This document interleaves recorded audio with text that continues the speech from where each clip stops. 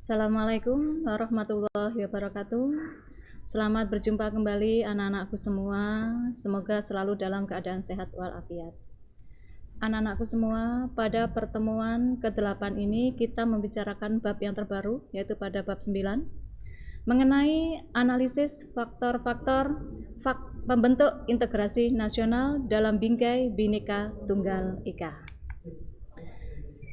Anak-anak semua, pada bab ini nanti kita akan bicarakan tentang apa itu Bhinneka Tunggal Ika, terus syarat integrasi seperti apa, faktor pembentuk integrasi, tantangan dalam menjaga NKRI, serta peran warga negara dalam menjaga persatuan dan kesatuan. Anak-anakku semua, jika kita berbicara tentang kebinekaan bangsa Indonesia, ada beberapa hal yang ingin kita lihat secara jauh. Apa arti semboyan Bhinneka Tunggal Ika? Lalu bagaimana hubungan keberagaman dengan persatuan? Mengapa persatuan sangat penting bagi bangsa Indonesia? Serta bagaimana menjaga komitmen persatuan? Oke, yang pertama kita bicara tentang apa itu Bhinneka Tunggal Ika. Seperti yang kalian ketahui anak-anakku semua, berbicara tentang arti Bhinneka Tunggal Ika, Bhinneka Tunggal Ika itu sendiri berasal dari bahasa Sangsekerta yang bisa kalian lihat pada kitab Sutasoma karangan Empu Tantular. Di situ disebutkan bahwa arti Bhinneka Tunggal Ika itu adalah berbeda-beda tetapi tetap satu juga. Jadi secara harafiah, Bhinneka Tunggal Ika itu diterjemahkan dalam arti beraneka satu, yang bermakna meskipun beraneka ragam, tetapi pada hakikatnya bangsa Indonesia tetap adalah satu kesatuan. Semboyan ini digunakan untuk menggambarkan persatuan dan kesatuan bangsa dan negara kesatuan Republik Indonesia yang terdiri atas beraneka ragam budaya, bahasa daerah, ras, suku, bangsa, agama, dan kepercayaan. Oke, anak-anakku semua, bagaimana realitas empirik di Indonesia tentang Bhinneka Tunggal Ika itu?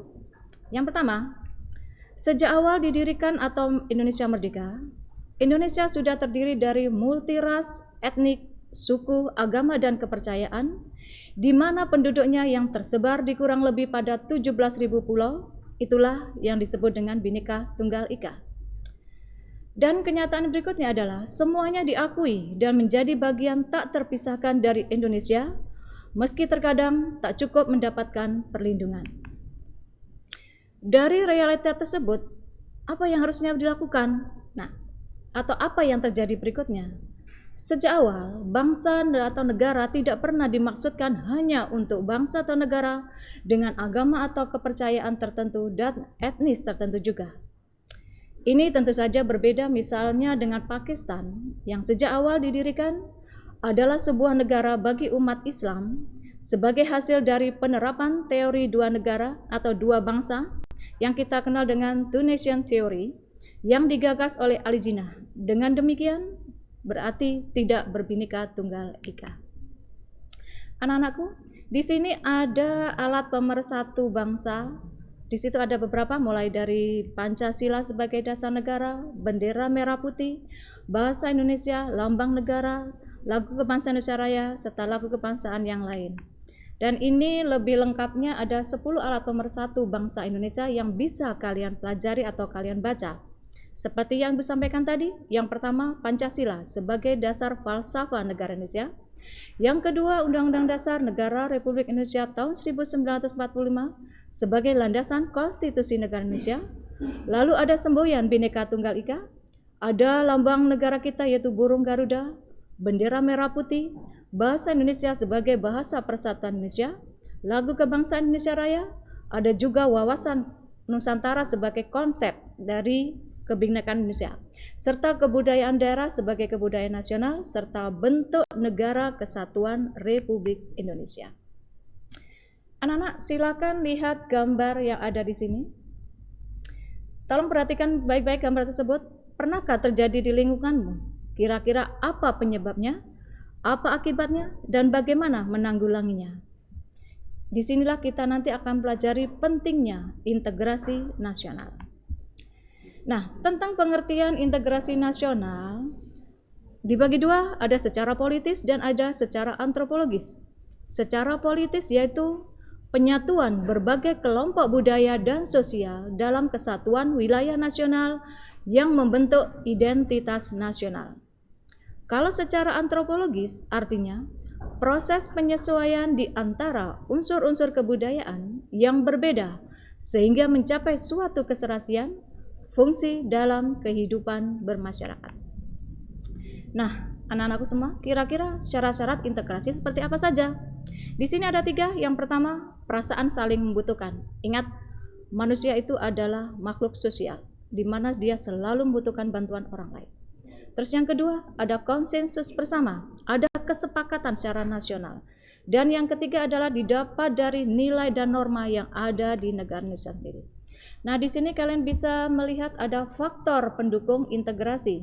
Kurang lebih ada 10, nanti tolong dicermati. Yang pertama, adanya rasa senasib dan seperjuangan. Ingat, Indonesia pernah dijajah begitu lama oleh negara lain sehingga menumbuhkan perasaan senasib dan seperjuangan. Terus adanya ideologi nasional, kita menggunakan ideologi Pancasila. Yang ketiga, adanya tekad serta keinginan untuk bersatu yang dinyatakan dalam Sumpah Pemuda. Dan yang keempat, adanya ancaman dari luar, termasuk penggunaan bahasa Indonesia.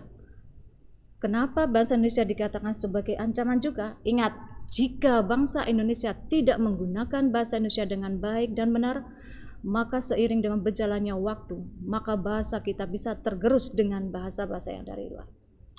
Terus berikutnya, adanya semangat persatuan dan kesatuan dalam bangsa, bahasa, dan tanah air Indonesia. Yang ketujuh, adanya kepribadian dan pandangan hidup kebangsaan, yaitu Pancasila.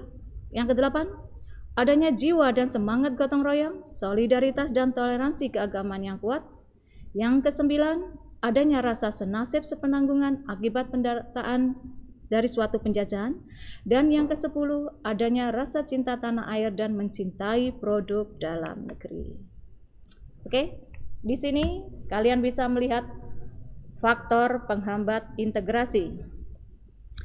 Adanya perasaan kurang menghargai heterogenitas, adanya perasaan kurang toleransi, kurang kesadaran terhadap ancaman yang datang baik dari dalam maupun dari luar, serta ketidakpuasan terhadap pemerintah. Ini bisa menjadi penghambat integrasi.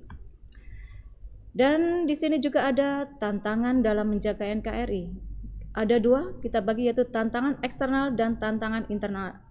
Anak-anak tolong nanti kalian cari tantangan eksternal maupun tantangan internal apa saja, dan nanti kalian kerjakan tugas yang ada.